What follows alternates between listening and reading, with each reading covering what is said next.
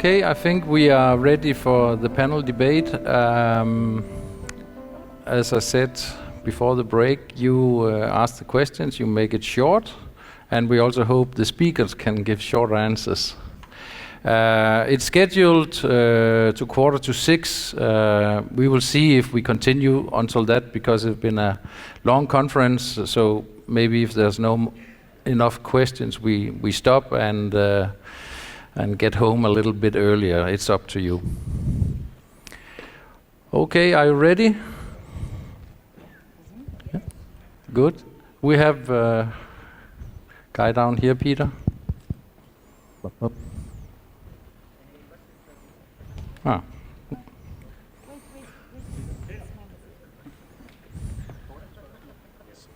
So, like,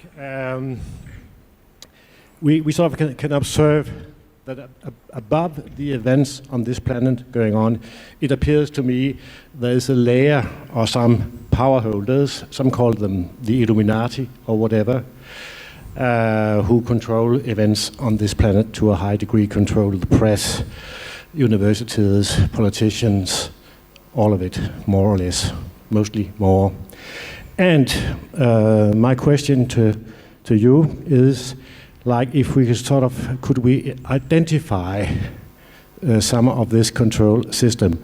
Has it, and here's the question, has it to do with breakaway organizations, mainly in the US, break away from intelligence services, break away from military organizations, break away, understood so that they have their own financing, like selling drugs, whatever, linking up with the mafia, and to that degree acting independently, possibly with a lot of old Nazis and new Nazis.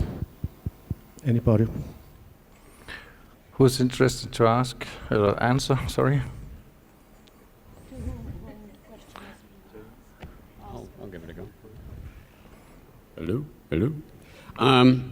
That's a good question. There's a lot of different facets to that question. I would say personally, I don't believe in the monolithic conspiracy. I think there's a tendency for people to reduce it to a singular them that is all on the same page and directing all events. And I personally don't believe in that. I think that's giving too much power to them. Them plural, because I think there's a lot of backstabbing. There's lots of different circles that I think come together, and I think we see the points in history, the fracture points in history, where these varying groups come together on points of the agenda that they have in accord. So I think when you see a major deep state event like a 9/11 or something, you're seeing a point at which a number of different agendas come together for a number of different groups, and I think that's the framework from which I'm looking at this. So identifying a singular group that is running everything, to my mind, is too simplistic, too cartoonish for this. Having said that, I mean, I think there are certainly things that all of these different players and groups do have in common, and fundamentally, I think the collectivist ideology that wants to reduce humanity into masses that can be controlled, rather than individuals that cannot be controlled. And I think that's where our part in combating this really lies, in reaffirming our individual humanity. And I think that's why that's the important part of all of this, and why it's so easy for them to try to sucker us into getting behind this movement or into that group or into that herd. As long as they can get us to rally around a flag, it doesn't really matter what flag that is. And that's why I think that that's the fundamental struggle that's going on. There may have been other aspects to that question, but that's where my mind goes with that.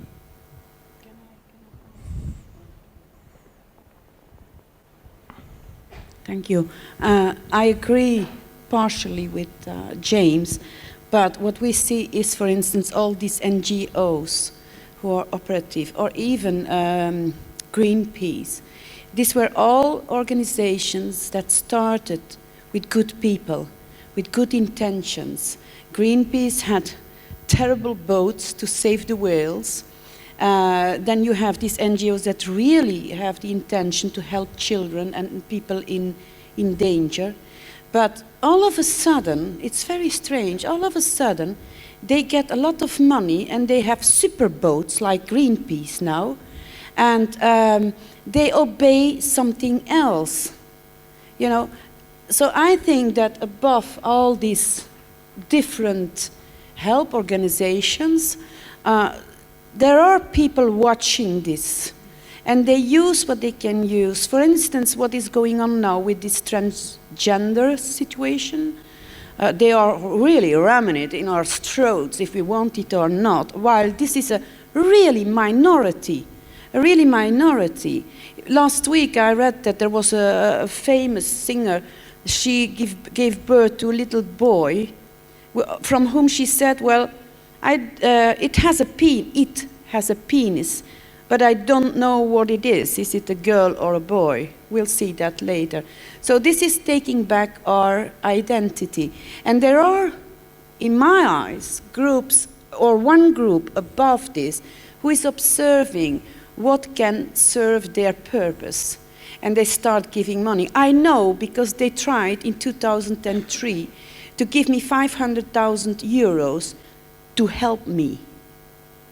You know, it took them 18 months to build up. They profile you.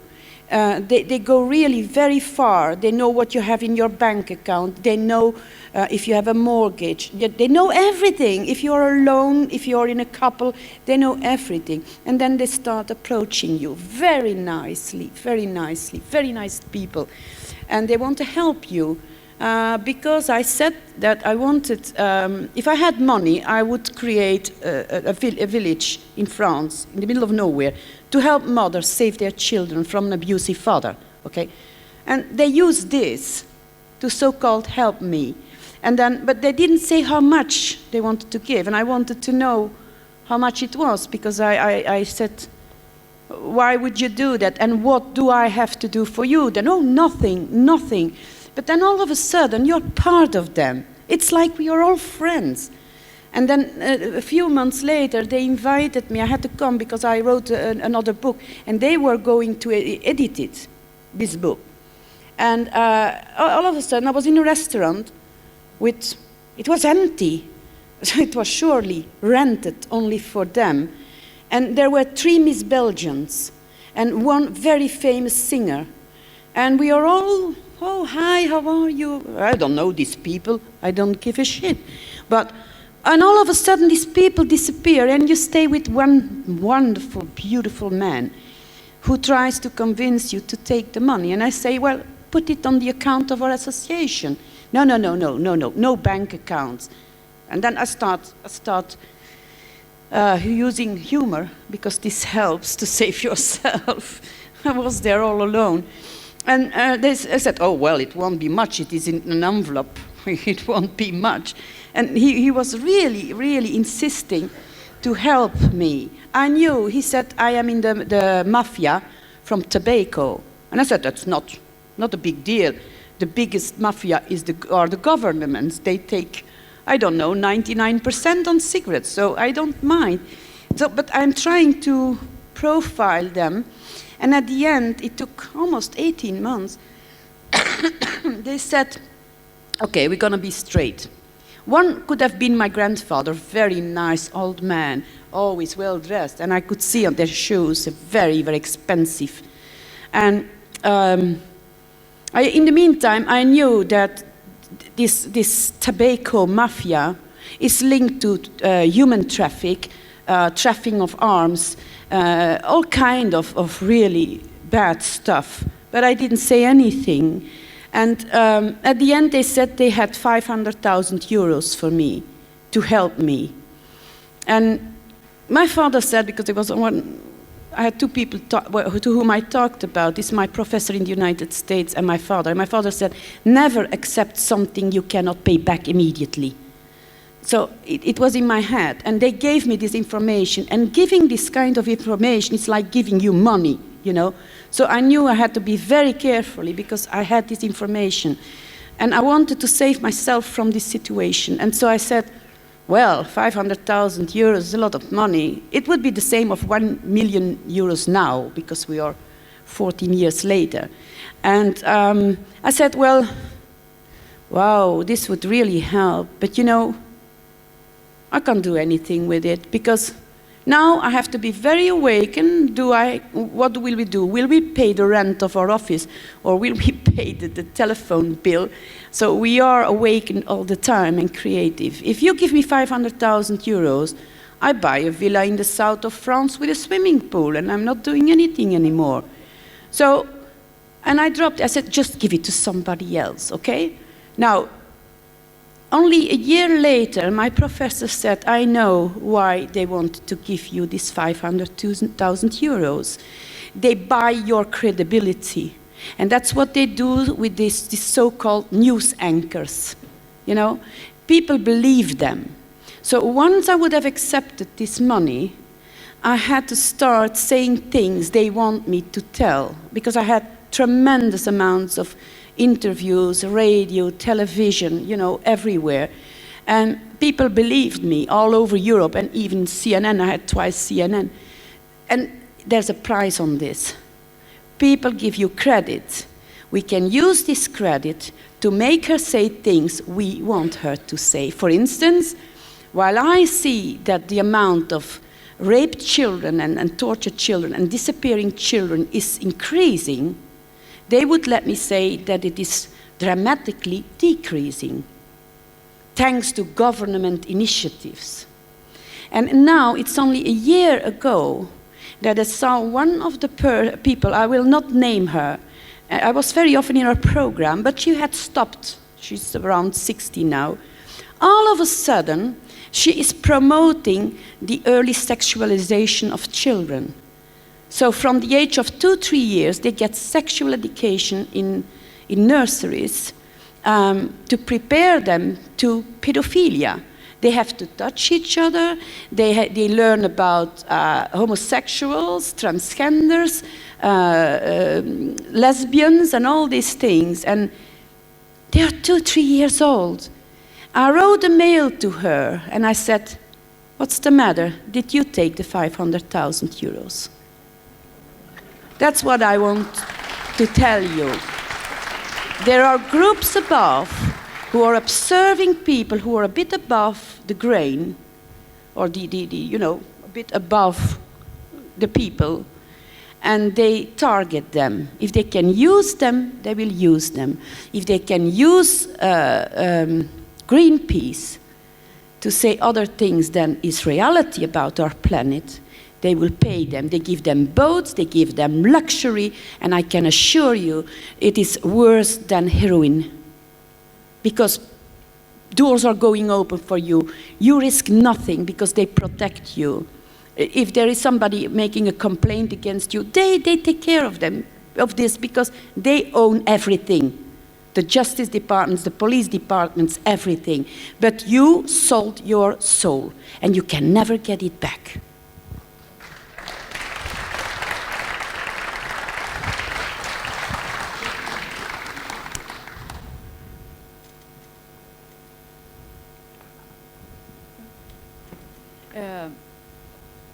Hello. Who is next? Hello. Yes. Hey, Peter. Hello. Okay. Hello. My name is Susanna. Just a comment to this, that Bill Gates is doing the same thing. No? Bill Gates. He's giving away money in order to be able to use the people. Yes. Okay. But now to my question is. Do you think that humanity will continue its journey on some other planet? And if you do think so, will we continue to have our present way of living, or will we change?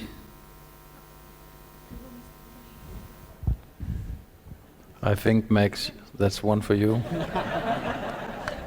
I don't personally think we will. I don't think we will leave this planet. I don't think we're designed to. I think I don't believe much of what I've been told about space travel and NASA and all that sort of stuff. So I think we're way behind in that sort of thing.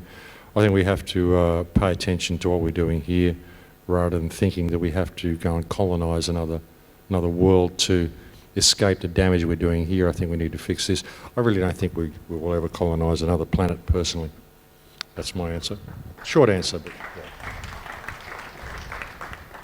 If I can offer the alternative, I do believe in space, and there is space, and there are other planets out there, and humans are an incredible, unbelievable, creative species that can dream a dream and make that into reality, and that's what we are here to do. And once we throw off the shackles of the parasitic, psychopathic, that was an interesting slip, psychopathic scum that have infested our planet, I think once we throw those shackles off, I think we can work together and not just get off of this planet because we're destroying it, but explore the universe together, and I think that's our ultimate destiny.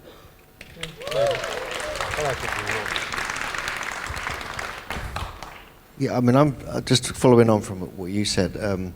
Like people like Elon Musk, there's even the founder of Amazon doing serious things going into space. There's a lot of controversy about this, Richard Branson and so forth. But one of the things I heard very recently was that they're going to, if we do start living on a different planet, Mars is the primary option, then they're going to move all the industry and infrastructure that's damaging this planet into space and actually start putting all that out of the planet's reach, so then the planet can, you know, reinvent itself and regrow and go back to its more natural state. So there are some positives with it. It does make sense, and these multi-billionaires who are all fighting to do space tourism have really got some quite good ideas, in my opinion. Okay, thank you. Next question. Thank you. I probably have at least 5 questions to any of you in the panel, but there's no time for that. So I'll just ask Ole, these false flag terror hoaxes, these theatrical events that many of us can see are very obvious. I was just wondering, this is partially a question for Max also maybe. I was just wondering, the reason why they make them so obvious, I wonder why. Could it be that they do it on purpose to create a lot of discussions in the public and divide us through that path? It's stunning how bad some of those terror hoaxes are. Thank you. I can ask you the same question. Why do they do it? I don't know. What I can say is that they're capable of incredible conspiracies. When you look at the JFK assassination, for instance, like 50 years later, we're still confused. So they know how to do it.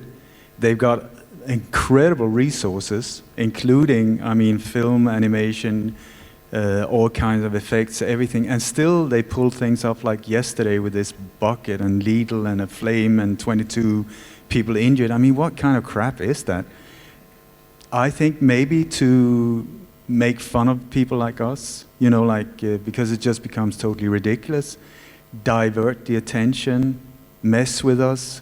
Also, I do believe that you will see that there's a very specific difference between real events where they really put an effort into it, and then you got crap amateurs that are just being given specific tasks. Just go drive that car into a supermarket or whatever. They don't need the real, the heavy dudes to do these type of things. That's just a local thing, connected to the same network though. But so, I don't know. That's what I can say. I'm happy that they mess up like that. I'm happy that they make it possible for us to see what's going on. Also, this whole thing we were talking about with the law of karma, that there is a part of truth in that they leave these clues about the upcoming events. They have to do it. That's what Chip Tatum, the CIA whistleblower, is talking about as well, that they had to do it, even though that was the worst thing they wanted, or the last thing they wanted. So I'm as confused as you, maybe on a higher level when it comes to confusion, but still.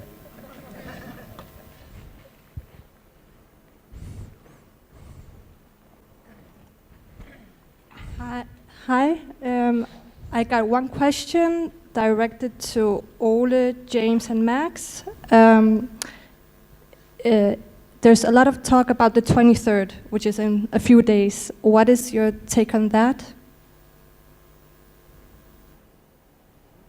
23rd. I haven't heard about it. I haven't heard about it. Okay, thanks guys, I appreciate that. Look, I think they just put these dates out there to keep us distracted. What people are wondering about, everyone's talking about the rapture on the 23rd, folks, by the way. There's things that happen on the 23rd, and this whole event that happened with the hurricane and the eclipse and all this sort of stuff. So there's a speculation that there's this timing that's gonna, between the 21st of September, was it? 21st of August and the 23rd of September, there's supposed to be this big thing. I don't really have any take on it. I think it's going to be another non-event. I think they do these sorts of things just to keep us waiting for the next month, the next thing. It's about to happen, it's about to happen. It's always imminent. It's like disclosure is always imminent. It's always about to happen, and it keeps us from really paying attention to what's going on around us. And the same with these, the question directed at Ule before about why they make things so obvious. I think it's to keep us arguing, to keep us fighting, to keep us distracted, to keep us running down rabbit holes and not paying attention to what's going on. Something's always imminent, something's always about to be found out, always about to be disclosed. I think it'll be another non-event, personally. You were talking about the quality of these operations as well. If you've seen there's some TV shows and so on, and they have like, here, this is the question for the audience, or you at home, you can win like a new Audi if you can answer, what is the sun of the moon, or what is the color of the moon, or something like, totally stupid. I mean, like, it's so simple, the answer, that everybody can answer it. And then, because they want as many as people to phone in, that's where they make the money. And it's the same with these operations as well. They need to put it on a level where even your half-dead granddad can see that bucket and 22 killed. I don't get it. No, exactly. You know, so I think it's something like that as well. And then when they have real operations, then we're talking a totally different game. Then they really put an effort into it. But just like the CIA, people in the CIA, what they say, the perfect CIA operation is the one you never hear about. They fail every time we find out.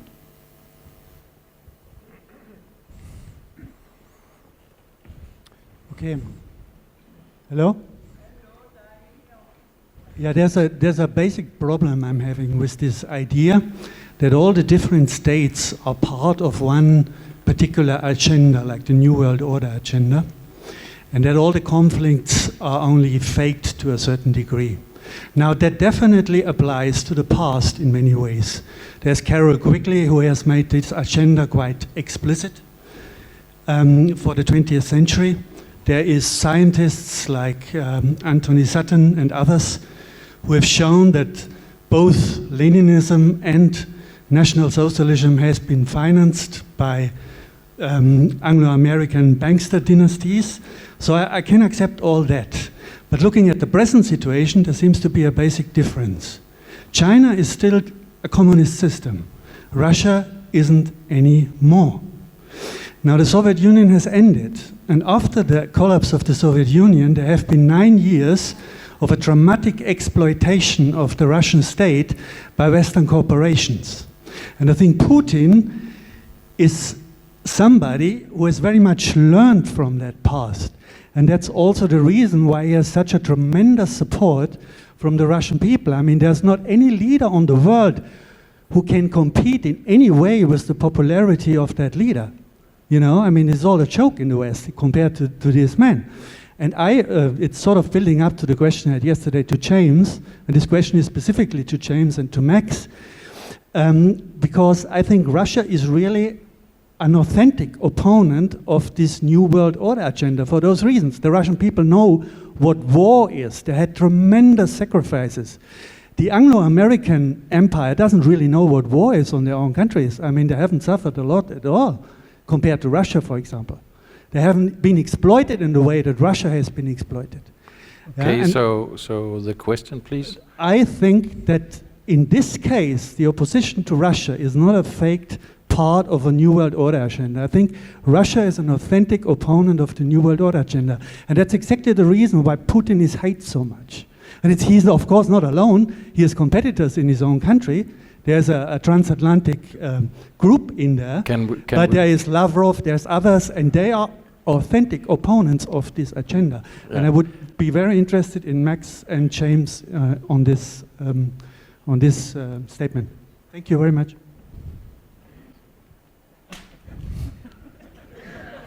I think, like so many other things, I think this is a question that is down to semantics and definitions. And if we just call it the New World Order agenda, then I think we're not thinking in the right level.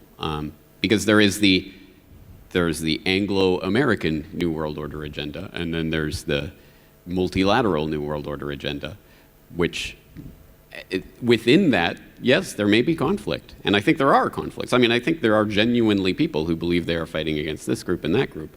But both of those agendas fall within the broader rubric of globalism. It's still ultimately about the globalist idea. It's about which vision for that new global order.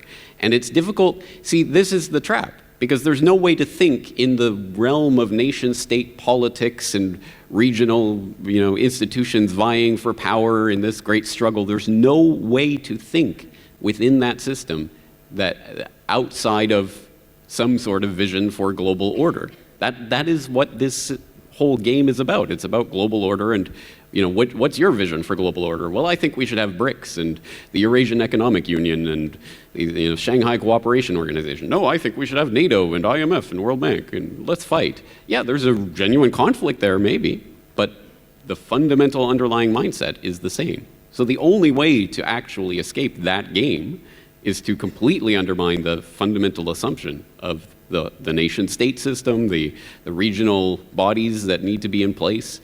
And we can only do that on an individual level. It's about not giving our identities over to Putin to be the savior, a stand-in for the leader of some nation bloc that's going to lead some other nation bloc against the other nation bloc.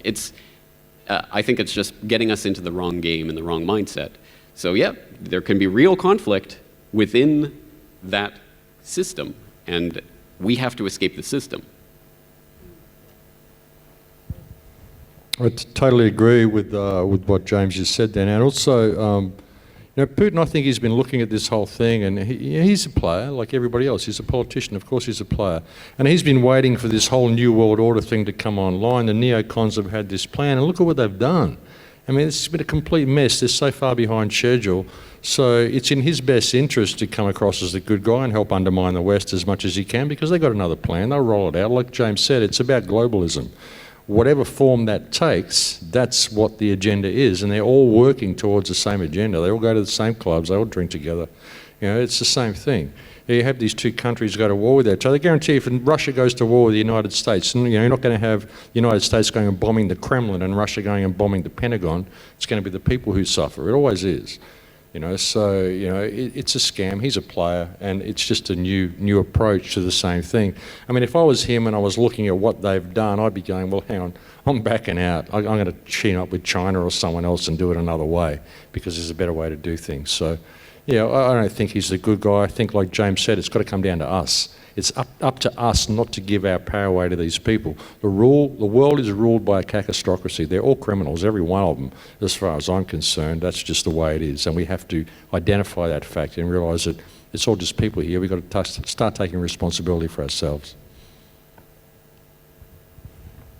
That's what I was thinking, because it's a little bit difficult to kind of come with something as a homeopath in this discussion. But when I treat people in the homeopathic practice, then it's always with the goal that get people to a place where they can recognize their own calling, so they can start live after their own calling, so that they can live a life in something that they are passionate about. And when you're passionate about something, then you will also contribute to your local environment and to your community. And you will live a more fulfilled life, and you're not so dependent of all this bullshit. And so that is actually, it's what I'm trying to do in my own life. I try to be completely independent of things that I don't understand. It's much easier to understand your closer environment, and that is definitely what I'm trying to do with homeopathy.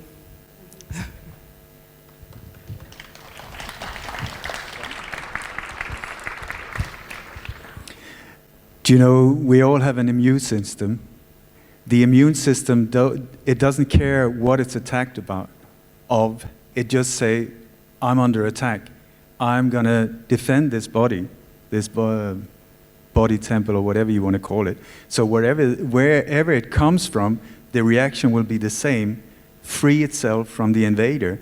And the way I see it is, I don't really understand who is doing it to us, but I can see how it's done. I can see the weapons that are being used against us. I can see what they're trying to do. They want us fearful. They want us hateful. They want us full of anger and revenge. They want division and all of these things. So the solution, I think, is just like if you're under attack from a disease, you empower your immune system and let the magic work there. They want us fearful. I say, okay, then the solution become loving. They want us not caring. I say, let's become caring. They want division. I say unity. They want fight. I want to embrace. Just go the other way, and it will lead us in the right direction. And it doesn't matter who the attacker is. The solution is still the same.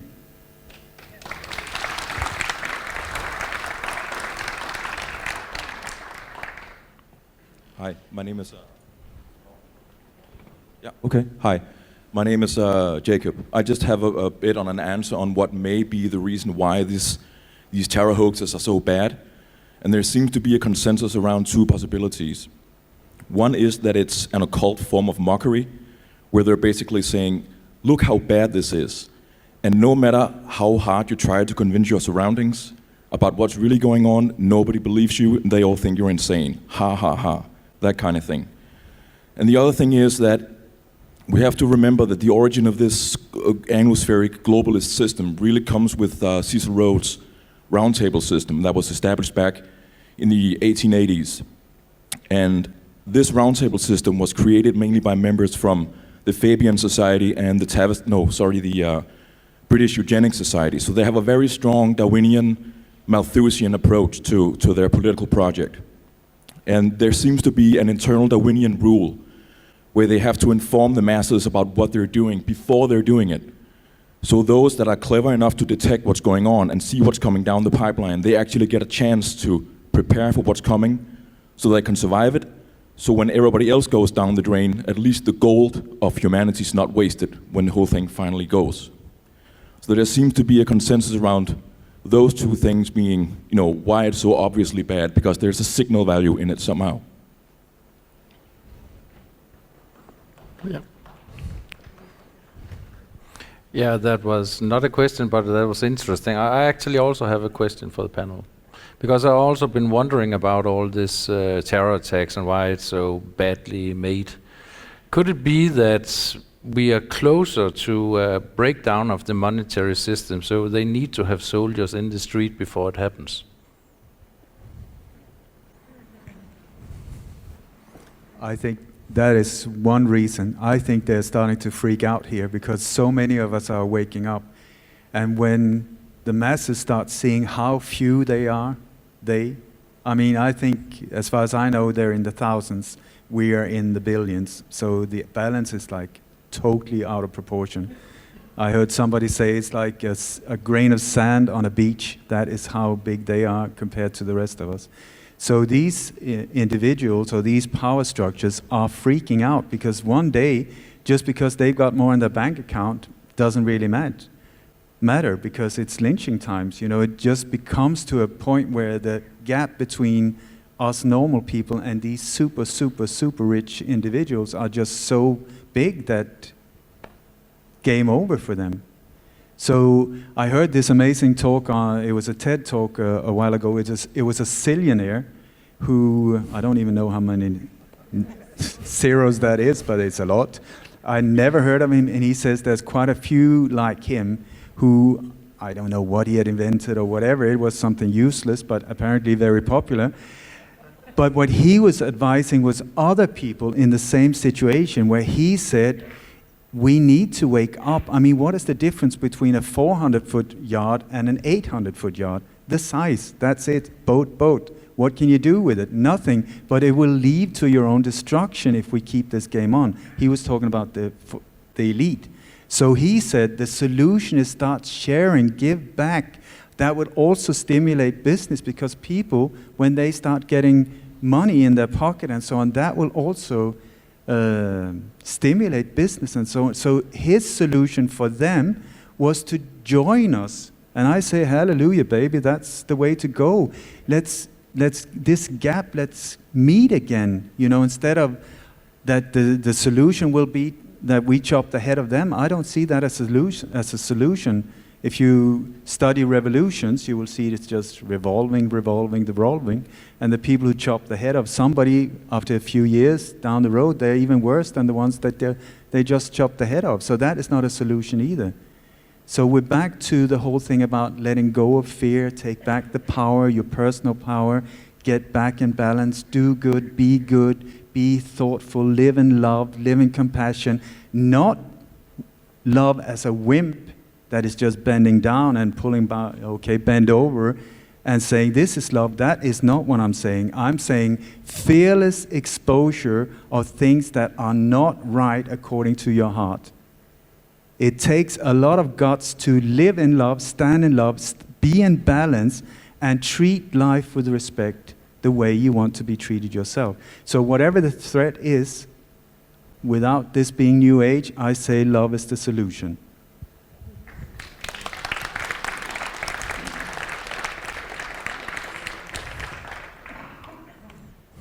Well, we have one big change that is coming maybe in 10 years' time or something, and that is when we don't have antibiotics anymore. And that's going to be the golden times for homeopath. So, but just so you know, there is something else that we can do instead of antibiotics, and everybody is going to need that. And we are some people that know how to treat infections without antibiotics.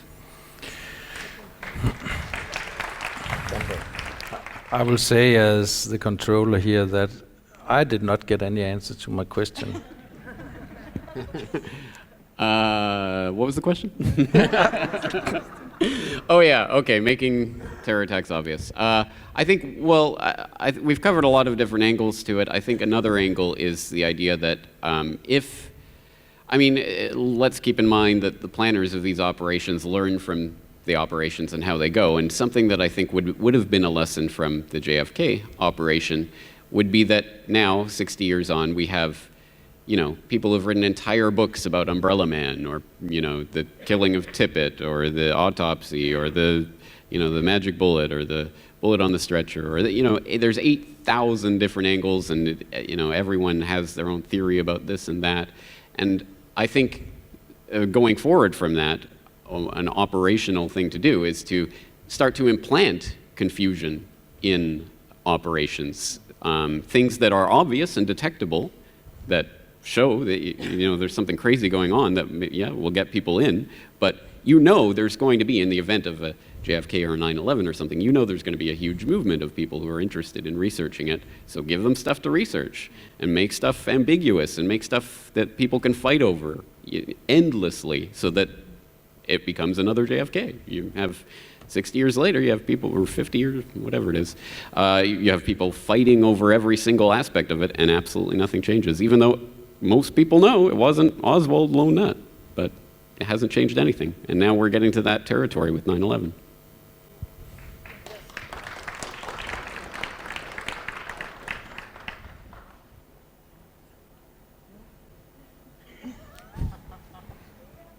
Short. I want to come back for a minute on what Olle said about love. In my area, of severe sexual abuse of children, it is done by very often very high-level people who don't even know what love is.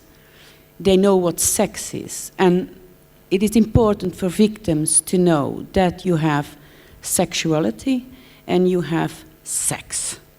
Sex is only for the good of the abuser, not for the victim. Sexuality has everything to do with love, respect, and the sexual act. We almost never hear anything anymore about the combination of sexuality and love. And this is what we are losing.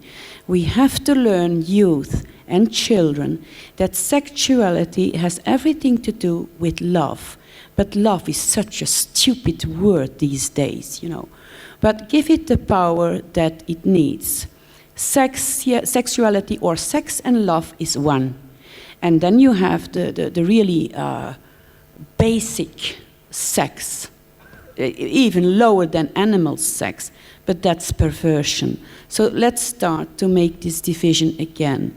The more children will be sexually abused and violated in their rights and respect and raped and feel bad about themselves and lower their self-esteem, the more love is disappearing out of the sexual act. We have to restore this because it's a very important part of life. Two people loving each other, having sexual intercourse in love and respect, and not in humiliating people and humiliating a victim, one or the other. I think it's important because this is part of the division they are making between all people. So that's what I want to add to this.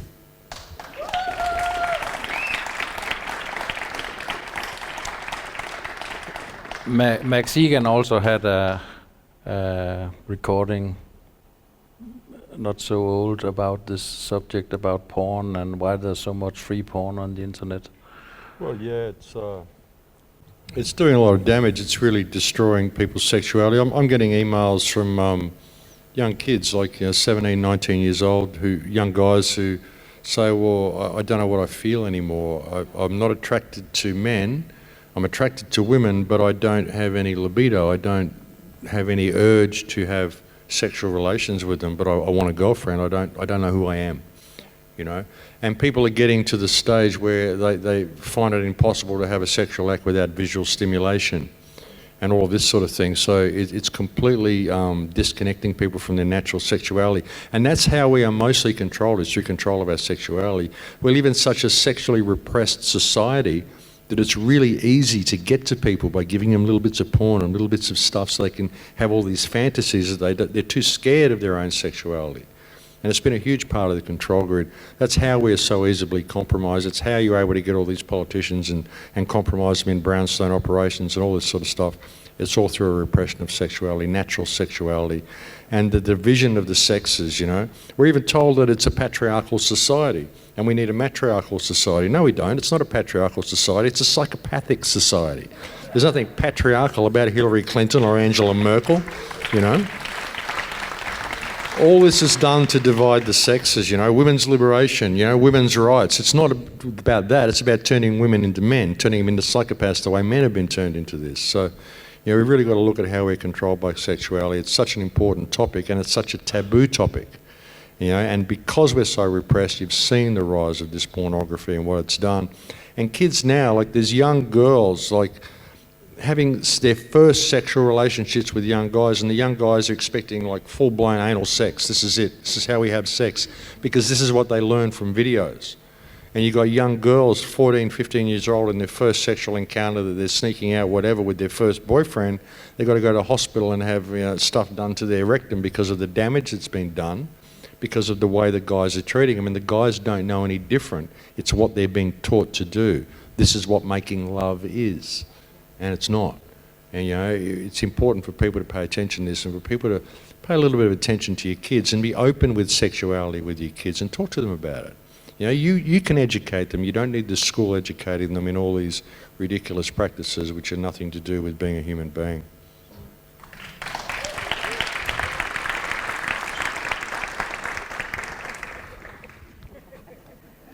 I'm not giving it back, you know. I just want to say, when I say love, I was not talking about sexual lust. I was not talking about falling in love. I was not talking about Hollywood. I was talking about the exact opposite of fear, the highest frequency in the universe, that love.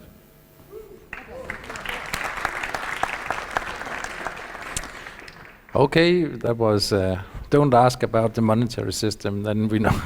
I'm not able to control it. Yeah. My name is Pernille. It's the same topic. I want to ask you, Carine, how high up this pedophile offending goes. I've seen a little video on YouTube, which really shocked me. It was a little naked boy climbing out of the window of Buckingham Palace on the third floor. And that's very high up on Buckingham Palace. And he climbed down connected sheets, and he fell half the way down. He fell, and there were tourists watching it. And he must have broken his legs or back or anything, because it was really 10 meters at least he fell. And I didn't see any picture on the Daily Mail or the Mirror the next day. So the thing is, the media must know this. There was a lot of people watching it. And how high up does it go? Can you say a little about that? Well, they have been working to have everything under their control. And that's where I disagree a little bit with James. The control is much more centralized than we think. They own the media. And I know, because it's a cousin of mine who is a journalist, who saw in Brazil our former premier, first minister, yeah, walking with a little boy. It was on a working trip. I think it was Brazil, I think it was in Brazil, a working trip. And he was in his swimming suit, the prime minister. And he had a little boy of 6 years, also in a little swimming dress, by his hand, and he went like this through the lobby, which was really ridiculous. Nobody does this in these very expensive hotels. And he went to his room, his bedroom, with a little boy. And I said, why don't you publish this? Everybody knows that he's a pedosexual. And he said, we really are not allowed to publish this. So if this happens in Buckingham Palace, of course the media will not say what is going on. You can imagine the scandal. And all this time they had time and the power and the money and the means to block out everything that concerns them and their pervert, pornographic sexual networks on the highest level. Look at Seville. I mean, most parts of the file are missing. And what is going on with Pizzagate in the United States? Big parts of these files are missing. In Belgium, when we had the Dutroux case in '96, when it broke out, they decided, because we had a very good judge, Mr. Connerot, who warned the king that there were strange things going on. I have the letter. That there were strange things going on that level in Belgium. And of course, he had no response. But when this thing came out, the people were in the streets. The police say we were 300,000. No, we were more than 500,000 people in the street. And they were angry not only at the truth, but at the incompetence of the police services, of the government, of all these pretending to protect our children, while each day there was a body coming out of the garden of Dutroux. And the scandal of these two little girls who died from starvation. The whole world was focused on Belgium, you know, and this is really a disaster. Then they even, when there was this manifestation in the streets of all the people, peacefully, our king was elsewhere. He was abroad, I think in France on vacation, because it was in August when they arrested Dutroux. So he was on vacation. And our prime minister of that time, De Hane, he's dead. lucky. In the meantime, he asked the king to stay abroad because there was a revolution coming on in Belgium, you know. Unfortunately, they manipulate the people and they said to the parents, okay, we're going to have a meeting together with the king and we're going to the bottom of this. Conrad, the judge, opened a telephone line, a green line, where people could tell their stories. It was incredible. The calls came in about the brother of our king, who is involved in pedosexual acts, orgies with children, les balais roses, les balais bleus. The ballet roses is with little girls, ballet bleu is with little boys. And these children were taken by juvenile judges and child judges out of the institutions where they put them in to deliver to the highest level to be abused. Now, it is evident that they closed this telephone line, they put the judge aside, and then one of the prosecutors is a woman and a Satanist, I know it, said, okay, all these things that have nothing directly to do with Dutroux, we'll make it Dutroux bis. And we will first judge Dutroux and his companions, and then later on we're going to treat all these denunciations about high-level pedosexual networks, even to the Vatican. There are victims that testified that they have been brought by the military to the Vatican and all over the world with their helicopters. You know, they have their own bases, they have their own helicopters, they have their own land where they can abuse children and you're not allowed to come in because it's military. And, okay, people thought this is what is going to happen in Belgium. Well, we had the Dutroux case, and he's an isolated case with a few companions, and we never got the part of the Dutroux bis. And we will never have it. So they play with the time. They play with time. Let time do its work. People will forget. They have to work hard because they have to pay their taxes and their fines and everything. And indeed, after a few years, people are so tired of it. What do you have to do? Go in the streets? Somebody told you that it has no sense. They don't care. They don't care. So we have to be creative again. Come to ourselves. We are creative people, and think of possibilities to tear them down. To tear them down. There will never be justice for these hundreds and hundreds of victims who called the emergency line, and to whom they said, "We're going to treat this apart from Dutroux, and justice will be done." It will be never done. We are now almost 20 years later, it will never be done. Okay, so yes, the highest levels are able to protect themselves. They have the means, they have the authority, they have the media in their hands. And what will we do against them? Shoot them? Is that the solution? Sometimes I think it's the only one, but that's by me.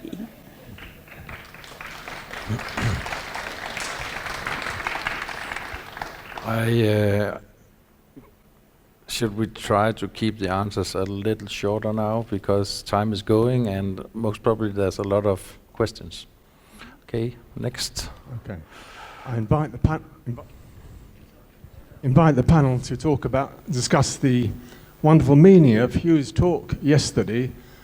Does not the thesis of giants in antiquity, does it not validate sacred traditions all around the world? Hugh just mentioned the Old Testament. Don't most of the sacred traditions around the world involve giants of maybe from several thousand years ago, stories of battles between men, giants and gods? And we've been told all our lives, oh, this is just a story, science refutes this. Well, if we've got all these giants everywhere, is this important? Is there some wonderful past of the human race that we've lost track of and forgotten? And does this matter? Is it important for going into the future if there is some important or wonderfully dramatic past that I think Hugh is trying to bring out. Does it matter if we are remembering and rediscovering this? I guess I'm answering that one then. Good. So slight change of subject. Okay, thanks, Nick. I mean, one of the things I mentioned briefly yesterday in response to that is Ross Hamilton, is a brilliant researcher from America who was talking with all the elders of the Native American different tribes, Vine Deloria, Jake Swamp and others. And they together sort of recreated this lost historical timeline of great battles that took place between different tribes, going back to around 2000 to 4000 BC. The Allegheny giants, there was different tribes in Ohio battling with tribes from New York. They found the remains of all these different things, but this was a really important, it was almost like a great war that lasted for decades, and yet it's completely ignored, even though it's been presented as fact with archaeological finds that have been discovered.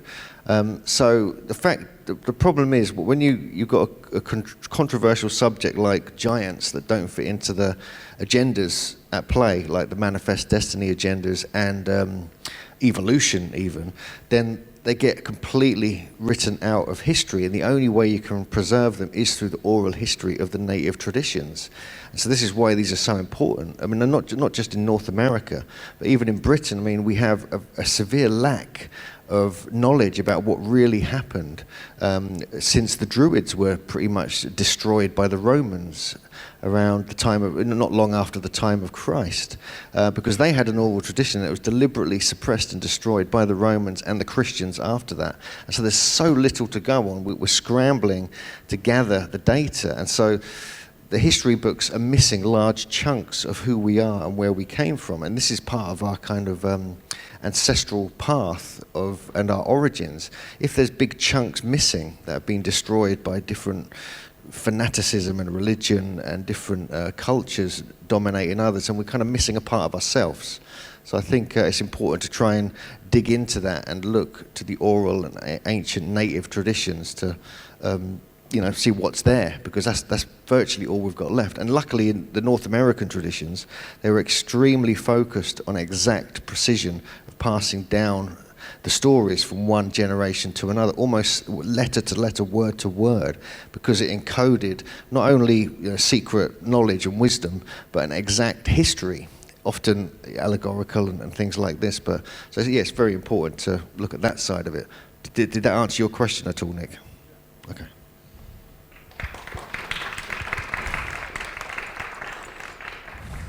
Hi, thank you. This was originally a question for Mr. Max Igan, but it has turned out from all the speaking we have had about the pedophilia and stuff, also a quick comment to you maybe, Carine. First of all, I listen a lot to David Icke, and forgive me, Mr. Max Igan, for my comparing you to him, but I feel the same sort of love energy, the same sort of the agenda of freeing people from their bound, from the grid we're bound to.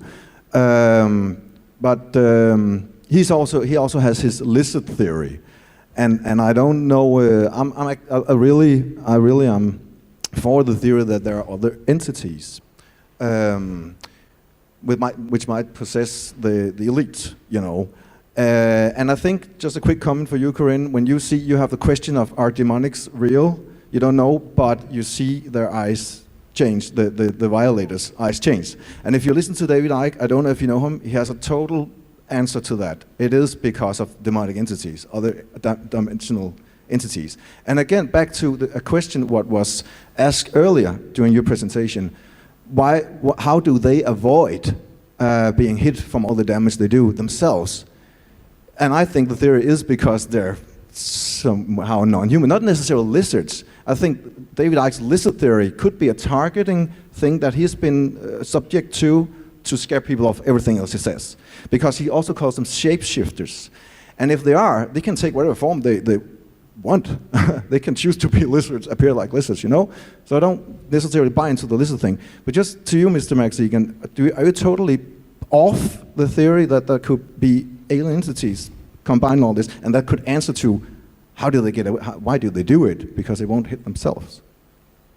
Well, it's a possibility, but I can't offer any definite on it. I mean, it's a theory you can put out there, but it's another rabbit hole we can debate about and eventually argue about and point the finger at whoever we think it is, but ultimately we don't know because we're not free enough to find out. That's my argument with the whole thing. You know, we can continue to debate these points and find people to put the finger at, but we need to establish freedom because then all the answers will be there. All the questions will be answered by default once we're free enough to have access to the information that we need. You know, even access to know ourselves properly, because we don't. We don't have access to anything. So, you know, I'll only comment on things that I have information that I can form a concise scenario from or stuff that I've experienced personally. It's like when people ask me what I think about UFOs and what I think about aliens, you know. Well, I saw a UFO once. I know that there's UFOs because I saw one. Who powers it? That's another question. Don't know. I didn't interview them. So it could be anybody. It could be one of ours. It could be from somewhere else. It could be multidimensional. All I can really do on these sort of topics is offer my speculation on other people's speculation and further muddy the waters, really. So that's why I don't touch those sorts of areas on the radio show, because I have no explanation for it and I can't really offer you anything concrete that I know myself firsthand. I don't rule it out. I don't rule anything out. I don't do belief. You know, I don't believe anything. I don't even believe half the stuff I say. I'm suggesting that it's probably right and it's probably true, but I don't believe it. I don't believe anything. I'm still finding out. I think belief systems are very dangerous. I have a saying that belief is the enemy of knowledge. You know, when you close your mind into a belief, then you're not open to other concepts. And too many people do this along the way. They get this whole concept. Look at what the flat earth movement's done to the whole independent media. There's so many people now who believe the earth is flat and they will not look outside that box. They've constructed this box and they believe that anyone who won't close their mind into that box is closed-minded. That's an interesting sort of a logic. So that's what happens when you lock yourself into belief systems. I'm open to any possibility, but until I'm free, I'm not going to say anything's definite.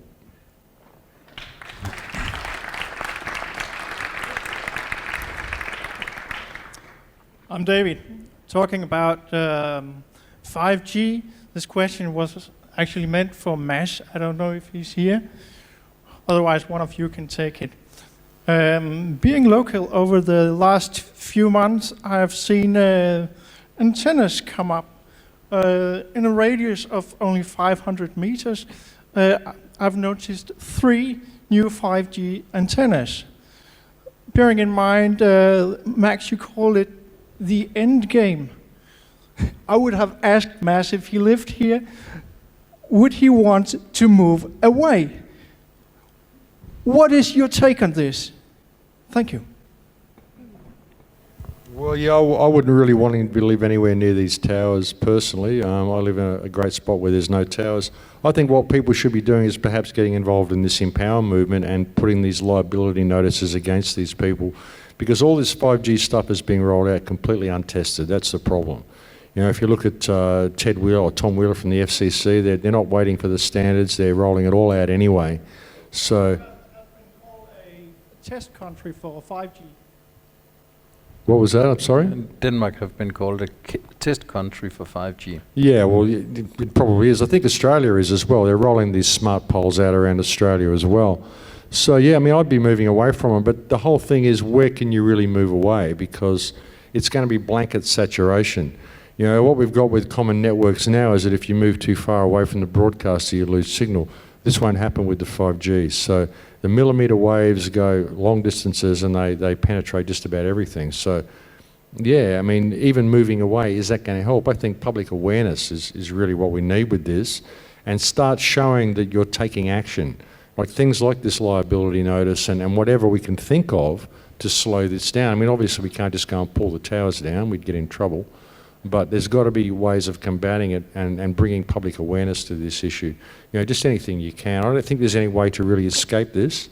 Once it gets rolled out, it's going to be blanket coverage, right? Everywhere, every country they put it in. So I think public awareness is really the way to go.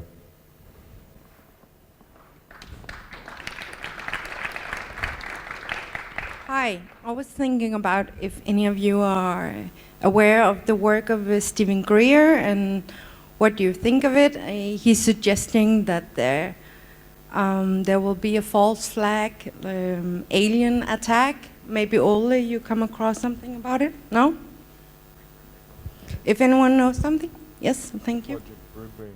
Yeah, I did a podcast about this, and I'm going to forget the name of the podcast. But someone out here knows. Project Bluebeam. It included that, but how to fake an alien invasion, I think. Type that into YouTube, or no, not YouTube. Type that into my search bar on my website. And yeah, and I mentioned Greer and Lawrence Rockefeller, who was very much into the disclosure movement, interestingly enough, and John Podesta, who was very much into the disclosure movement. And yeah, it was very interesting because I did that podcast, and then like a week later or something, Podesta was in the news talking about UFOs. But this was long before Pizzagate. So anyway, I have talked about this in the past. Yes. My question is for James. I know time is of the essence, so I would just like to hear some of your brief thoughts on the Zeitgeist Movement, if you're familiar with it, and if you think there are basic flaws in it. And also, if you could talk briefly about what you think the importance of Varoufakis was and what he tried to do in Greece. And also, if there is time, just a couple of sentences on WikiLeaks and your overall view. Thank you. All right. I think no problem. That was more than one question. That was okay. Well, the Zeitgeist Movement. Now, I haven't continued research into Zeitgeist Movement. I haven't followed where it's gone in the last several years, and I know there was fallout with the Venus Project and things and whatever. I don't know. But the general idea of the resource-based economy is not a new idea. It is a very old idea, at least a century old. And it is, in fact, the dream of the technocrats. The technocratic dream is a resource-based economy. That is the essence of what Technocracy Inc. And the Technocracy study course that was co-written by, supposedly written by, what's his name? I want to say Howard Hughes, but that was the other guy. Anyway, but was actually written by M. King Hubbert, who came up with peak oil, which is another hoax. But he wrote the Technocracy study course, and in that they were talking about their fundamental idea is to make energy a form, the basis value of money that flows through the economy. And so the idea is you will get credits, and you will be assigned credits, and they'll be denominated in joules or whatever, and the technocrats will rule the entire system, and they'll decide the energy budget for the nation, and then how much of that you get based on your labor, and that was the dream, and that dream has been transmogrified in different ways at different times. The Soviet Union did have its own kind of technocratic experiment. I can never remember the name, but there was an Adam Curtis documentary that the first part of that documentary was about Magnitogorsk. So just type in Adam Curtis, Magnitogorsk, and you'll find a fascinating interview that they did with some of these old Soviet planners, and it was about how they had these reams of data, and in the interview they physically show the reams of printer data, the old printer paper that they had, just all sorts of information coming in from all across the Soviet Union about, how many pairs of, brassieres and things that people are buying and things like this. And they had to, so every month they had to calculate, well, how many bras are we gonna make? How many toothbrushes? How many pairs of socks? They had to set this because it was all being centrally planned and controlled. The idea that comes across very clearly in those interviews is it was ridiculous. It was stupid, and that's because fundamentally the resource-based economy cannot work. The centrally controlled, centrally planned economy cannot work because it does not answer the economic calculation problem of Mises. There's more to be said about that, but I won't spend all my time on it. Anyway, I think Zeitgeist is just an old idea that's been reheated for the new technotronic era that they're trying to move us into. So I'm not a fan.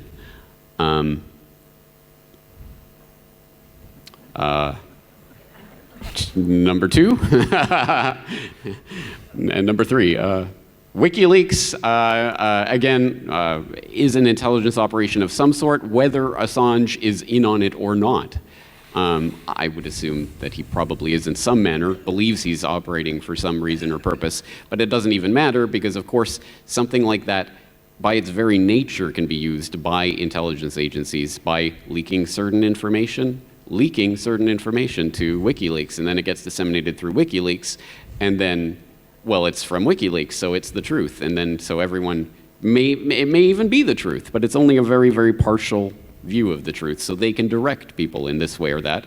And WikiLeaks obviously had some influence in the 2016 selection in the United States. You know, by who and in what way, and how is that information controlled? So that's the way I'd take WikiLeaks. And I can't remember your second question. Oh, Syriza, yeah, okay. Yeah, I wasn't a fan of them from the beginning. I knew that they weren't going to deliver what they were saying. I knew they were going to give in to the Troika, or whatever they're calling themselves these days. I wrote about it when they got elected, and yeah, they sold out the people. And I don't remember the details now, but there was the referendum, and then the next week they basically went the other way and sold out to the EU. No surprise there. So I don't see why anyone takes Varoufakis seriously. And he had some shady connections as well, which I outlined in an article. So if you actually look on my website, just type Varoufakis into the search engine and you'll find some more information about that. But yeah, Syriza was just another of the million hope and changes that come along and deliver nothing.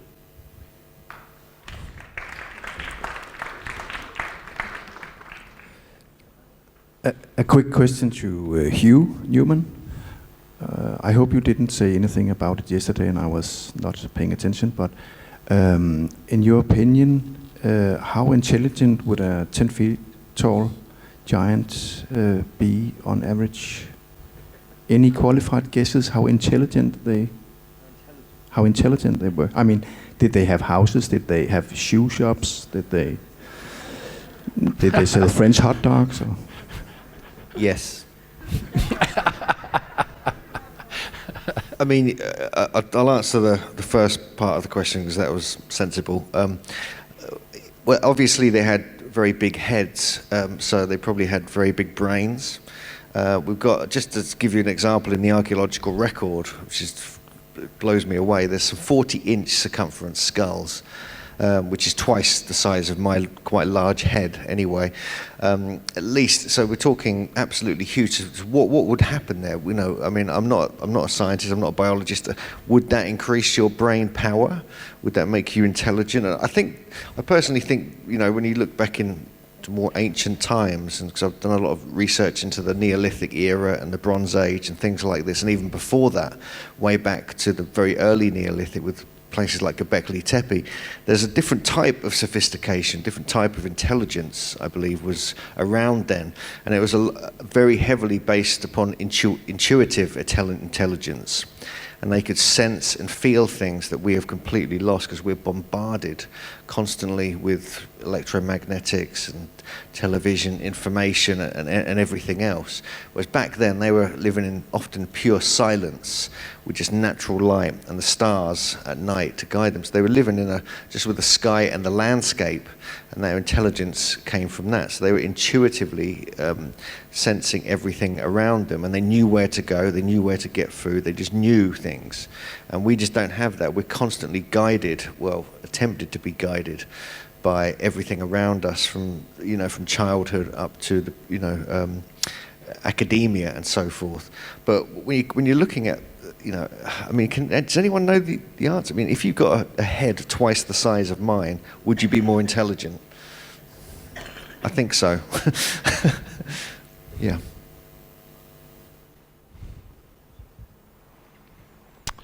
Okay. This is another question for you. In your profound studies of the giants, have you come across any information about the Bigfoot? I know they have a lot of different names throughout the whole world. Or is it a totally different topic?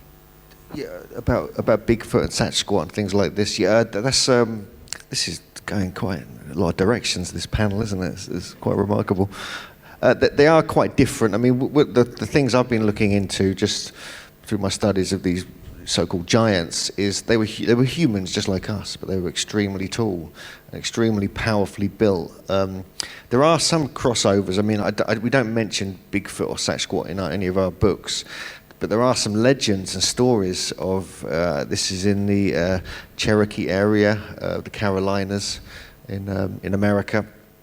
It's actually called Sukaloo. And there was this giant who used to keep turning up. He kind of started getting he sort of started falling in love with this Native American woman, and kept visiting her and kept bringing her gifts, bringing her wood. That was the sort of story, and he was psychic and telepathic with her, and so but he was described as a very tall, very robust, hairy human, but he couldn't speak properly. He kind of growled, but he was telepathic and they could understand each other.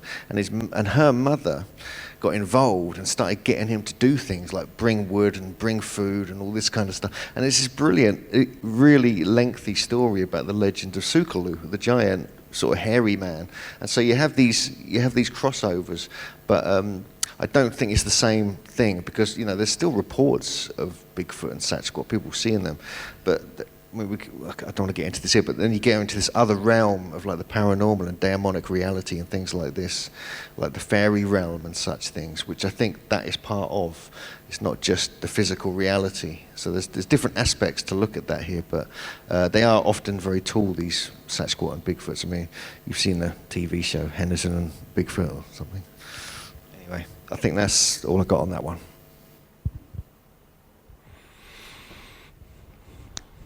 I'd like to ask a question about, with this new 5-grid technology, is there going to be any way to protect yourself against it? Because like right now, for instance, where we live, we have microwave towers, and from Germany, we've gotten these special curtains and material that cut down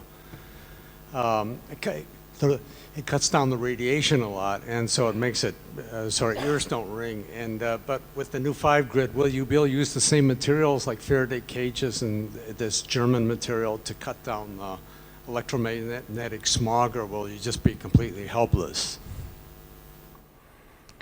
Yeah, that's a good question. I actually have changed my roof on the house, and I also have a cell phone tower close by, and that when I did that, I bought you can call a Faraday cage carpet, which is all the way underneath the roof and also in the ends of the house in order to protect.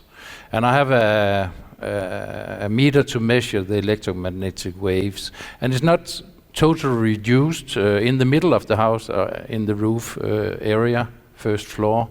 There's no radiation, but when you go out to the ends of the house, then it comes more. But when I put it outside, we're talking 10, 20 times bigger than inside the house. So there are possibilities, and the seals you can buy. I think mine costed about 3,000 euro for the whole house.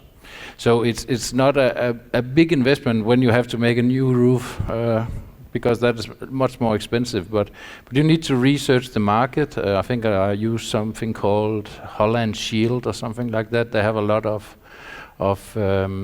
information about it. But I also think it's actually you can use a low cost, which is just aluminium folio, and that should also be quite effective.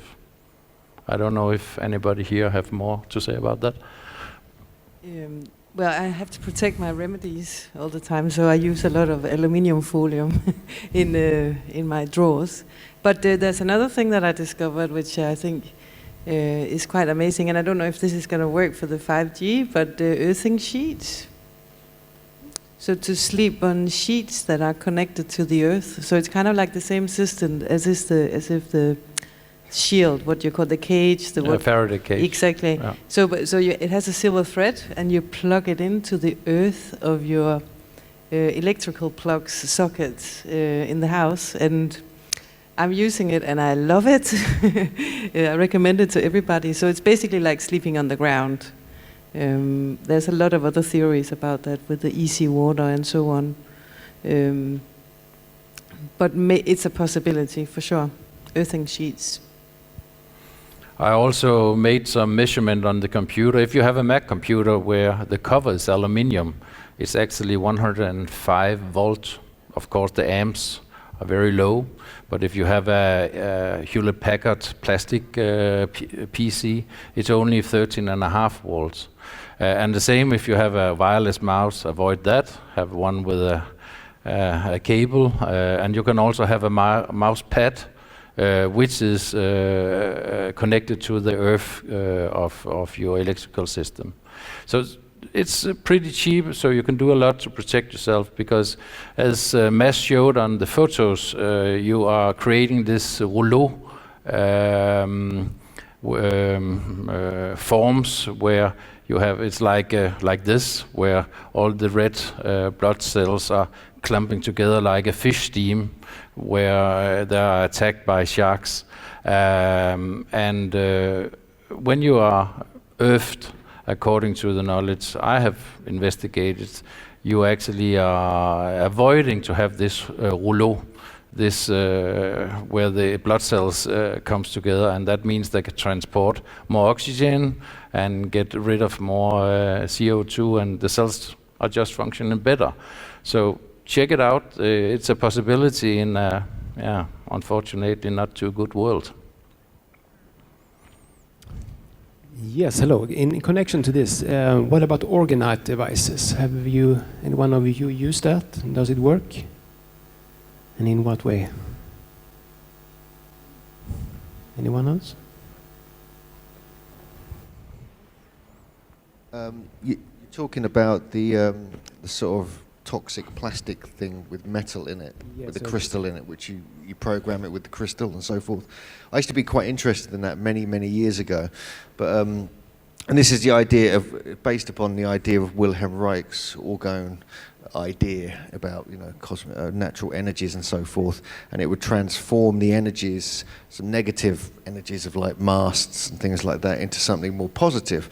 However, I can't, for the life of me, work out how a lump of plastic with bits of aluminium and a crystal can actually do that. And we actually made some and we tested them and so forth.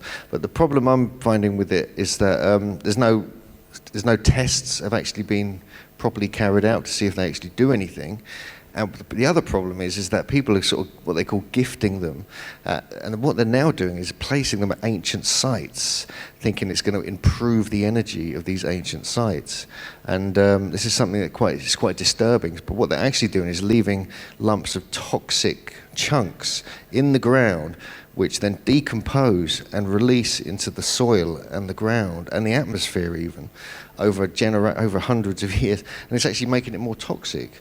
And so there is a problem with that. But Wilhelm Reich's original idea of orgone accumulators and other such things was revolutionary, and it did work. And he was doing it for, you know, bigger reasons than people are doing, you know, in the current era of just making these strange plastic lumps. But there are, you know, some people do claim they really work if they're made properly. I don't know if anyone else is aware of any of this, got any information about it.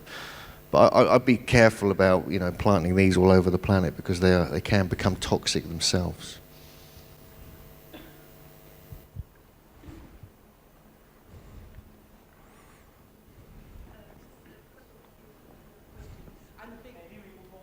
Okay, I'm a big fan of the giant topic, and I'll just continue this talk about their intelligence compared to the lesser human beings with lesser intelligence, I suppose. And I asked you this question yesterday.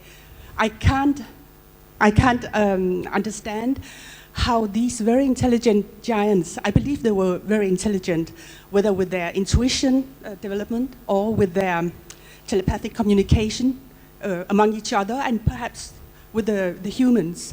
How on earth could they not have foreseen this primitive attack on them? I don't understand. You didn't finish answering me yesterday because we were, somebody came to speak with you. Can you try to elaborate on this? please. Yeah, I mean, you're asking again about the intelligence of these so-called giants. Well, there were different, there are different tribes all over where I've researched in North America. However, many of them weren't that intelligent. Many of them were ferocious, violent, cannibalistic giants who would terrorize their local poor Native Americans, and often. So it's not cut and dry. There's not just one answer to who they were and where they originated from and what their intelligence levels were, because we have stories where they're quite stupid, a lot of them, and these are a lot of the folklore and traditions sort of say that in Britain and other parts of the world, and they were lumbering oafs basically, but actually so you get different variations. But when you're looking at what the research I've been looking at. When you look at the elite, kind of almost like the elite kind of shaman and priesthood of North America, these guys were smart. They were super smart, and they bred between themselves. They were taught from a very young age. They were taught by shamans, and to a very high degree, all the different arts and sciences. So it was it depends where they came from. And often they, like I said earlier, they were battling between themselves for territory and things like this. So I wouldn't say they were all smart if they're trying to kill each other and eat each other. So it's a grey area, and we've got so little information. All we've got really to analyse is the oral traditions again.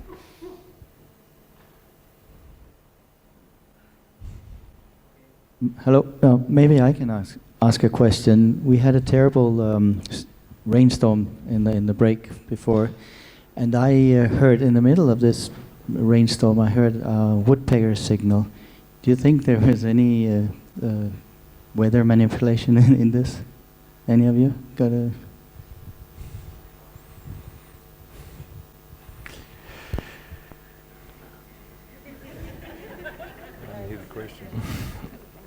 Weather manipulation, yeah.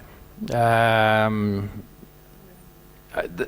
wasn't many chemtrails today.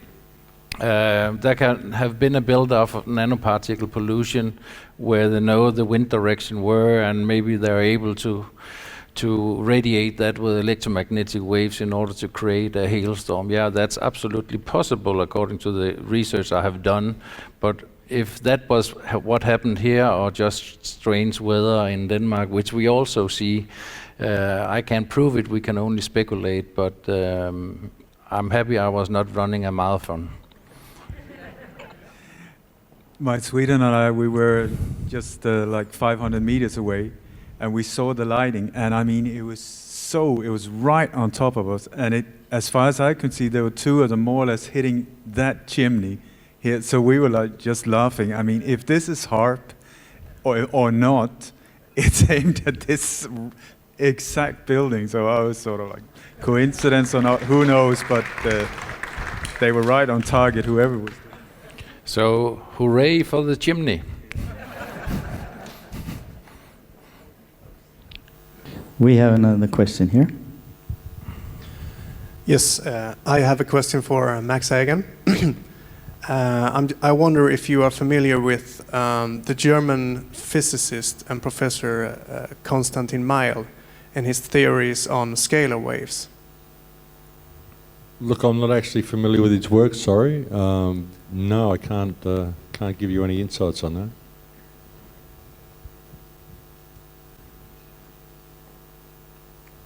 Sorry about that. Okay, may I ask another one? Then I would like to ask Hugh Newman. There was a woman here asking about the Bigfoot, and there is a man named Lloyd Pye. I wonder if you are familiar with his work. And he claims that the chimpanzees, they have 48 chromosomes, and the humans have 46 chromosomes. And what is your take on the evolution theory based on this information? And humans coming from apes? That's a good question. Yeah, it's quite a lot. I don't know about the chromosome thing, comparing us to apes and things like this. But there is a new movie called War of the Planet of the Apes, I think.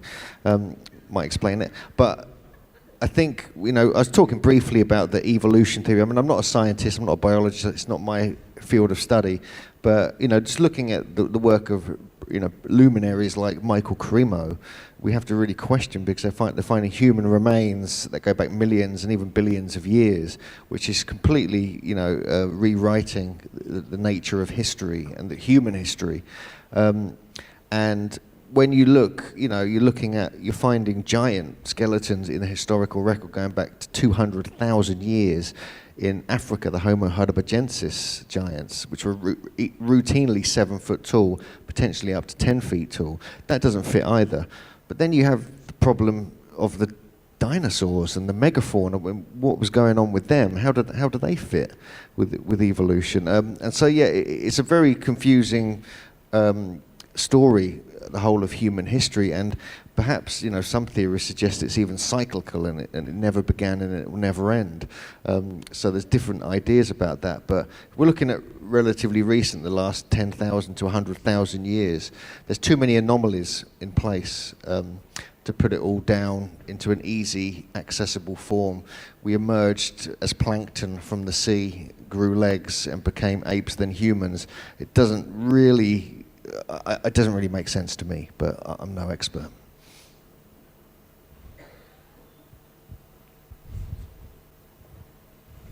Yeah, I'm just ambivalent about voting. I get if you're living in the US, it can be hard because it's one or two sides you're choosing, but it seems like it's more diverse in Denmark. Does it still give meaning to vote? What are your takes on this, especially the Danes? What do you think? Does it make a difference, or is it just the same two parties, and it's still the same, or what do you think about it? Yeah, we are two Danes, Ole. I can say I don't vote. I don't believe in the system, and I will not support it. I've never voted in my whole life. I don't believe in politics. I don't know who I interviewed. I interviewed somebody, and he said that the exact opposite of spirituality was politics. And spirituality is about truth in many different ways. So for me, it's absolute BS. I've actually never voted in my life, and it's actually compulsory in the country that I come from. Occasionally they come to my door and they say, we believe there's someone here who's not on the electoral roll. And I say, yes, that's me. And they get all excited, going, what's your excuse for not voting? And I say, I refuse to support organised crime. And the last time I said that, they said, so are you a conscientious objector? And I said, you can call me whatever you want. I call it sane. Is there anything else I can do for you? I'm busy. And I close the door. So it's a cacistocracy, it's a criminal class. I mean, really, you're just pandering to criminals and saying, can I please have a nicer slave master this year? Yeah.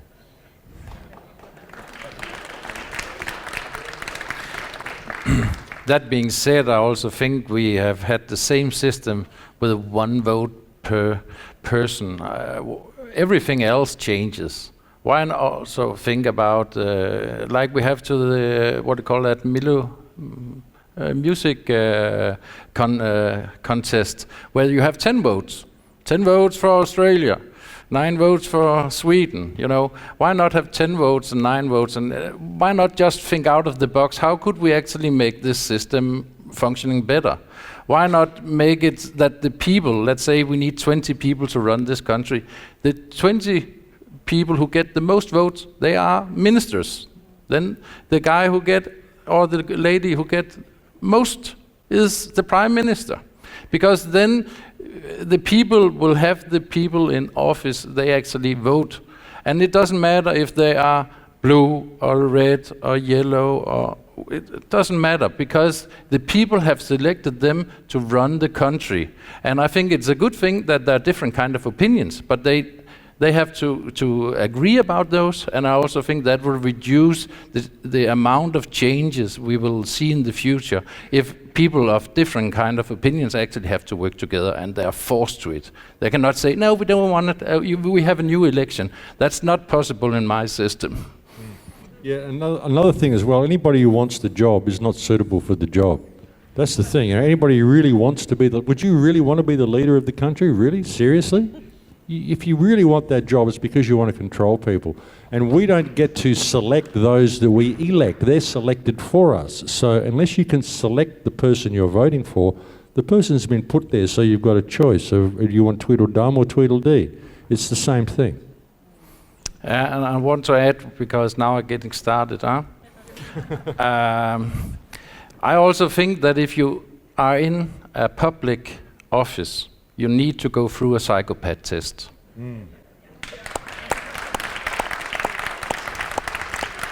I would also say that I think just like in Formula 1 and so on, where you see the sponsors on their outfit, I think politicians should have the same. It should not be allowed for them to take money.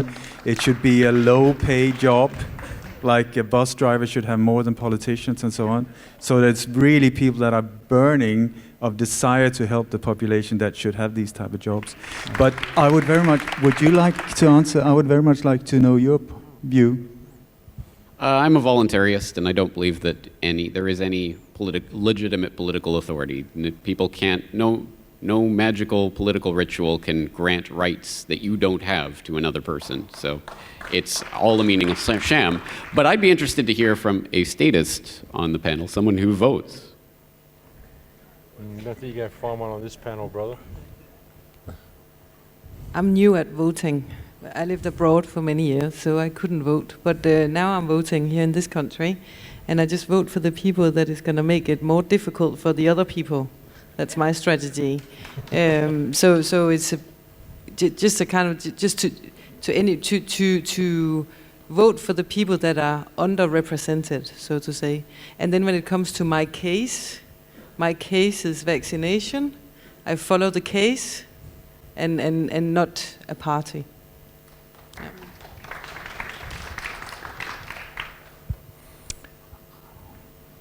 We are getting close to the last question.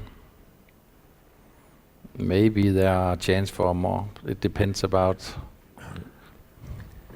I'm new here. It's the first time I've been to this conference, and I'm the last section.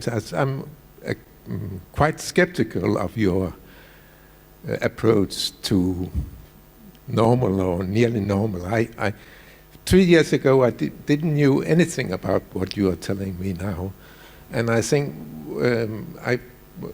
what are your approach to people that disagree with you? What are you doing to convince other people, or going into the? I think power is very important, and it certainly, I think it's not your duty, but you should engage in your local community, and I don't think that all political are psychopaths. I think it's wrong. They are naive, and I'm naive. I'm a member of a party, and I try to explain what you are saying to me. I try to go further to police and to the Prime Minister and all, and it's very difficult to explain to people that disagree with you to talk out of the belief system. And this, I think it's a danger that you are so a unit, although you are a universe. There's all kinds of conspiracy theories. I think it's too much, or it's too, I cannot process it. It's too difficult. It's meaningless for me. So I just want to I want you to engage more in the normal or way of due process to how to engage with people that actually have the power and actually are the majority.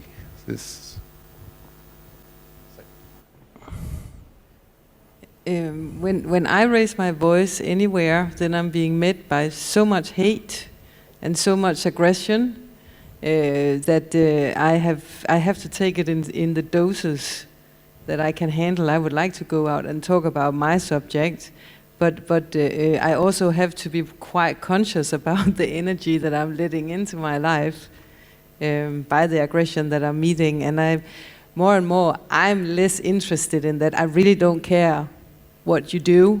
I just know what I'm doing, and just be an example in that way. But I have to say, when you go out and talk about some of these things, if you get me on a bad day, it could be a long one. Well, I don't think that any one of us is trying to convince others. We are all talking about what we experience in our jobs, in our life, in what we investigate, like Hugh does, like Ola does. We have no intention at all to convince you. We are ready to talk about what we know, like whistleblowers do, with sometimes risks for our life and our reputation, but we don't care. It's all about the truth. So I understand that maybe you think it is for us possible to talk to higher levels of politics. They won't listen to us. And we don't care what they think. We know that we cannot convince them to do otherwise than they do. They are not paid for that. They are paid to block out people like us.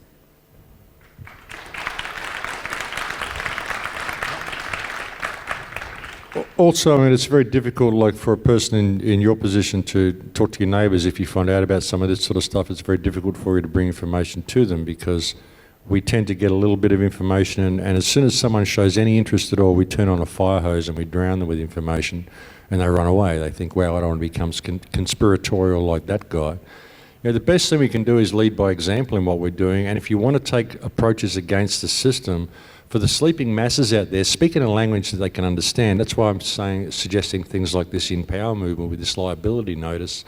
At least it's something, and it's speaking to them in a language they can understand. When you're telling people to start shopping with cash and pull away from an automated system because it's leading into this smart grid, they can understand it. You know, and you're giving them little bits of information, sparking that interest, and lead by example in your own life. If you want to make change in the world, then be the change that you want to see in the world, like Gandhi said. Like I do. This is what I do. This is why I gift things the way I do, and why I do what I do. You know, I try to lead by example in what I do, and I have no stake in the outcome. You know, if the human race destroys itself, it's not my problem. The experiment failed. I did my bit to try to steer it in the direction that looked better to me. But again, I'm not trying to convince anybody of anything. I can just see that we've got a problem, and I can see a clearer way out, and that we could be doing things a lot better. So I try to lead things in that way and lead by that example. But you know, don't be too conspiratorial with people. Always try to approach them on their level in a language they can understand. And it's so important that you become friends with people before you try to tell them this stuff.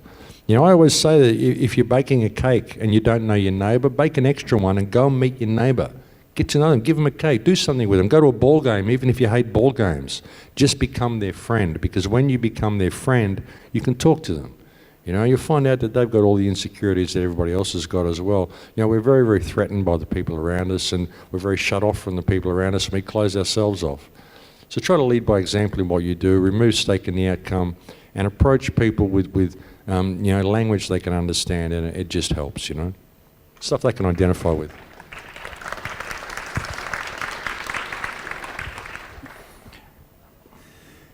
I think several of us up here have, I know I've lost friends who've been murdered. He's been beaten up. We've had death threats. I changed country. And I mean, so it's not like this is, yeah, hey, baby, let's go for it. Or riches and fame or whatever. I also want to go yeah, please join us. I think no one, at least I'm not here to persuade anyone. I'm trying to follow this one, my heart. And it's brought me into some very uncomfortable areas where I've been challenged, and I welcome these challenges, but has it been easy? Absolutely not. So it's on a very individual level. My suggestion to anyone who's not been on this road for years is to go gentle. And don't try, the people you should not try to persuade are close friends, spouses, people at work, family. Join other of the like-minded. There you can discuss these things. And then when you approach people close to you, do it gently. You knock on the door. If the door is open from the inside and welcoming you with these type of things, then step forward. Until that day, go somewhere else.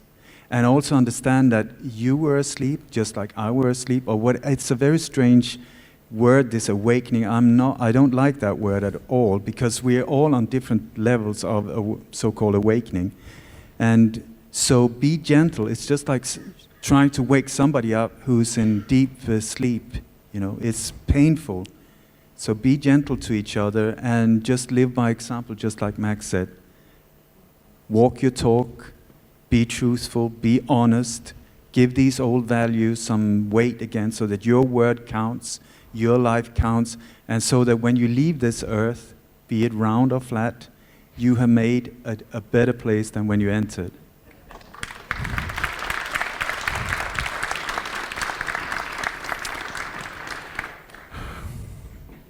Yes, yeah, okay. Last question. Yeah, and it's not a question, it's just a comment.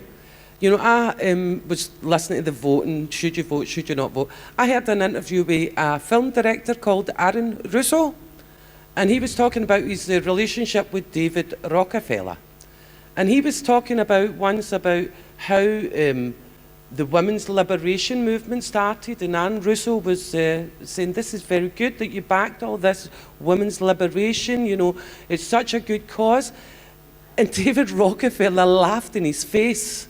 He said, because the idea was not to help women to be equal, the thing was to get the women out the house, into the jobs, they could tax them, more tax money, and then they could get a hold of the children and put them in the schools. So the thing is, you don't even know what you're voting for or what you're protesting or what you're demanding, because the elite have another agenda. Sorry, I hate to do this. Fact check, fake news. Not David Rockefeller, that was Nicholas Rockefeller, which is an interesting Rockefeller. I don't know if anyone has tried to research the Rockefeller lineage. I have. Nicholas Rockefeller is not part of the Rockefeller family, at least not the John D line. He's nowhere in that family tree. So I don't know who Nicholas Rockefeller is. There is a Nicholas Rockefeller who goes by the name Nicholas Rockefeller, who has appeared in China. I mean, if you search for him, you'll find a couple of things. But I don't know who this Nicholas Rockefeller was. He's not part of the John D lineage. He may be part of John D's brother, that lineage, but I have no proof of that. It's just an interesting little part of that story that I've never been able to piece together, which might cast some doubt on conversations that are being relayed secondhand that may or may not have taken place with the Rockefeller. I heard Aaron Russo talk. I heard Aaron Russo say these things. Yes. Yes, he's on record. You can watch the video of him saying it. not- He's got a picture of himself with the man who calls himself Nicholas Rockefeller. I just don't know who Nicholas Rockefeller is. And so the confusion continues. Good note to end on, James. Yeah. Good note to end on, bro.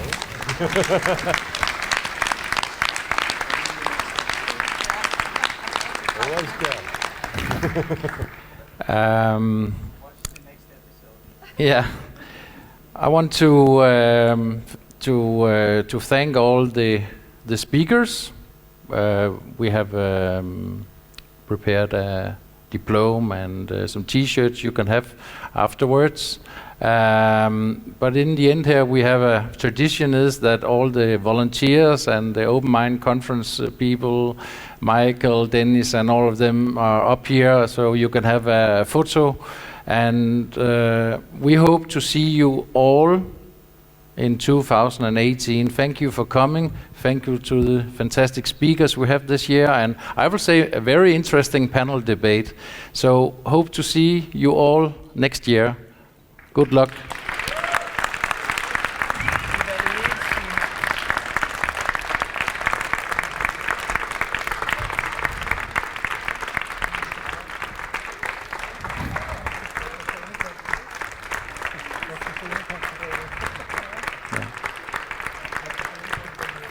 I have to say there are some evaluation papers out there you can fill out if you have some improvements or ideas. So they are just at the entrance.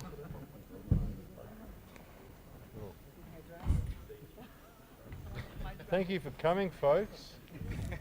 We couldn't have done it without you. The guests of honor. Cheese. Cheese.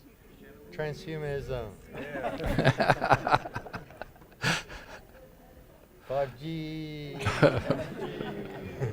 Chemtrails. Yeah. The smart grid.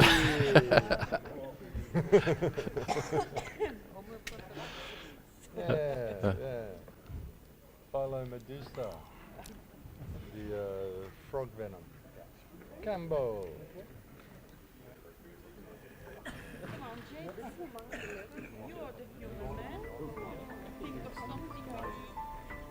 My brain's shutting off. Yeah. Okay, thank you for coming. You have been a fantastic audience. Hope to see you next year.